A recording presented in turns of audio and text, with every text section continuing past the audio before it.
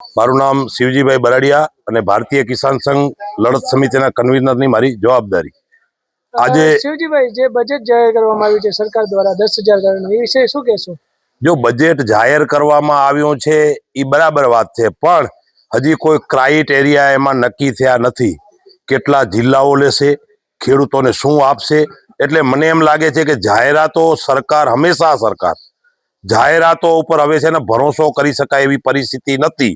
10,000 કરોડનું બજેટ આપ્યું. કાલે મેં પણ કેટલાક અધિકારીઓ જોડે પણ વાત કરી હતી કે ભાઈ બજેટ જાહેર કર્યું, પણ એનો ક્રાઇટેરિયા શું છે, શું ખેડૂતોને કેટલા જિલ્લા છે, કેટલા તાલુકા છે, સંપૂર્ણ ગુજરાતના 54 લાખ ખેડૂતોને આવરી લેવાની વાત છે કે અમુક વિસ્તાર પૂરતી વાત છે? કોઈ બાબતની ચોખવટ નથી. એટલે આ બાબતમાં આ બજેટ મને એમ લાગે છે કે આ બધી ચોખવટ કર્યા પછી વિશેષ આમાં વાત કરી શકાય. અત્યારે આ માત્ર સરકાર જાહેરાત કરે છે એવું મને લાગે છે. હવે તમારી શું માંગ રહેશે બજેટને લઈને? કે જો અમારી તો સ્પષ્ટ માંગણી છે, ખેડૂતોની હાલત અત્યારે સંપૂર્ણ પરિસ્થિતિ ખૂબ ખરાબ છે. હવે ટુકડો ફગાવવાથી હાલે એવું નથી, નુકસાન ઘણું થઈ ગયું છે. એટલે જો સરકારને આપવું હોય તો અમે તો કહીએ છીએ 3 લાખ સુધીની પાક ધિરાણ સંપૂર્ણ માફ કરવી જોઈએ. આ અમારી સ્પષ્ટ માંગણી છે. બાકી હવે 10-20 હજાર કે 30 હજાર કે આપીને ખેડૂતો બેઠો થઈ શકે આવી કોઈ પરિસ્થિતિ નથી. આ જગતનો તાત છે, જગતનો બાપ છે.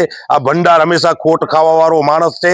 ખેતી કરવી, ખેડૂતનો દીકરો ખેતી કરવા તૈયાર નથી. આવી પરિસ્થિતિમાં આ દેશ માટે એટલા માટે સારી બાબત નથી. જો કિસાનો છે આ દેશનું હૃદય છે, એટલે હૃદય માટે થઈને કિસાનો જગતના બાપ સાથે આવા છે ને સરકારે આના માટે વિચારવું જોઈએ. અને મને એમ લાગે છે ઘણા વર્ષોથી સરકારે ખેડૂતોને કાંઈ આપ્યું નથી. જો હું એમ વાત કરવા જાઉં તો લગભગ 2021 પ્રધાનમંત્રી ફસલ વીમા યોજના બેન્ડ છે, એ બેન્ડ જે બંને રાજ્ય સરકાર અને કેન્દ્ર સરકાર 56% જે ખરેખર પ્રીમિયમ ચૂકવતું હતું, એ પ્રીમિયમ કદાચ ભેગું કરે ને તો આ ગુજરાતના 54 લાખ ખેડૂતોનું 3 લાખ રૂપિયાનું દેવું માફ થઈ જાય, આપવું હોય તો. બાકી જો કંપનીઓને જ લાણી કરવી હોય તો જુદી બાબત છે. મારું નામ રવજી ચાવડા, ભારતીય કિસાન સંઘ ભુજ તાલુકામાં સહમંત્રી તરીકે જવાબદારી. રવજીભાઈ, સરકાર દ્વારા 10,000 કરોડનું પેકેજ જાહેર કરવામાં આવ્યું છે સહાય માટે, શું કહેશો? સરકાર દ્વારા અતિવૃષ્ટિ દરમિયાન જે પેકેજ જાહેર કર્યું છે કે 10,000 કરોડ, જો 10,000 કરોડ એ તમામ ગુજરાતના ખેડૂતોને આપે અછતગ્રસ્તને, તો માત્ર ને માત્ર અમારી ગણતરી મુજબ એક ખેડૂતના ખાતામાં માત્ર 10,000 રૂપિયા આવે છે.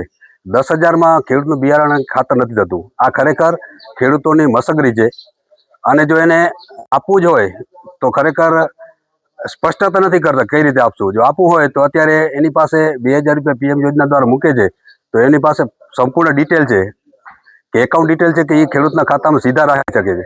પરંતુ એને કોઈ પણ સર્વેની સ્પષ્ટતા નથી કરી. જો એને સર્વે કરી હોય તો આપણે જ્યારે મગફળીનું રજીસ્ટ્રેશન કરાવ્યું ત્યારે એને ડ્રોનથી જે સર્વે કરી હતી, તો એ સર્વે ટેકનોલોજી અત્યારે જો અપનાવે તો ખરેખર ખેડૂતોને સર્વે ઝડપથી થઈ શકે અને ખેડૂતોના ખાતામાં ઝડપથી પૈસા આવી શકે.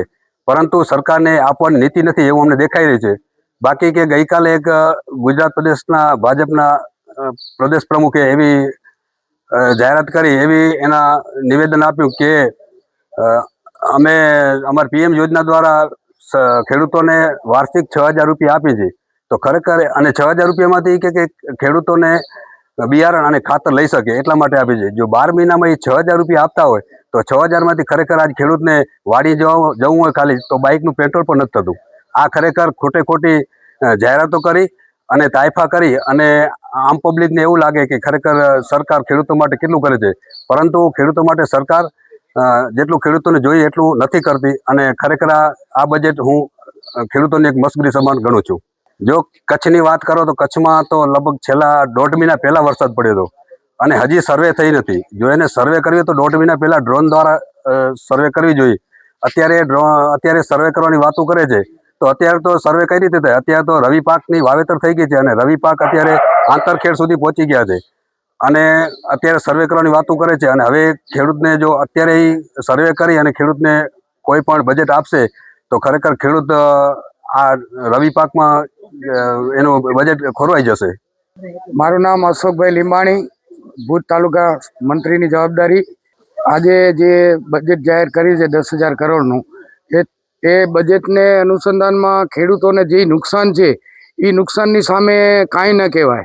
અત્યારે એટલી બધી ટેકનોલોજીનું સરકાર અને આપણે વિશ્વની અંદર ઓલી થઈ રહી છે, તો જ્યારે અતિવૃષ્ટિ થઈ અને જ્યારે આ નુકસાનીનો પ્રહાર થયો ત્યારે જ સર્વે કરી અને વહેલી તકે એમનો અંદાજ અત્યારે આ તો અડધું પણ ના કહેવાય.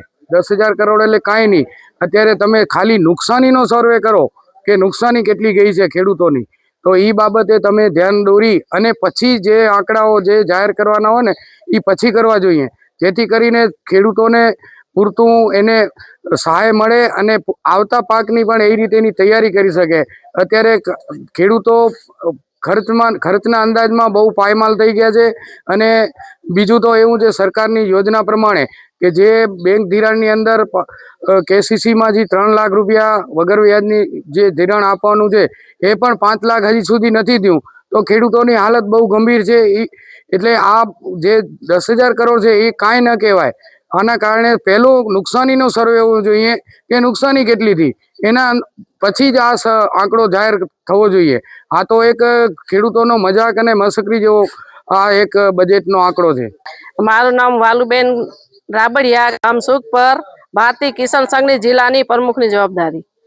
10,000 કરોડ બજેટ ને તમે જુઓ ને તો આ તો લલીપોપ જ દીધો એ બધે ને, કંઈ પણ નથી દીધું ને દેવાના નથી.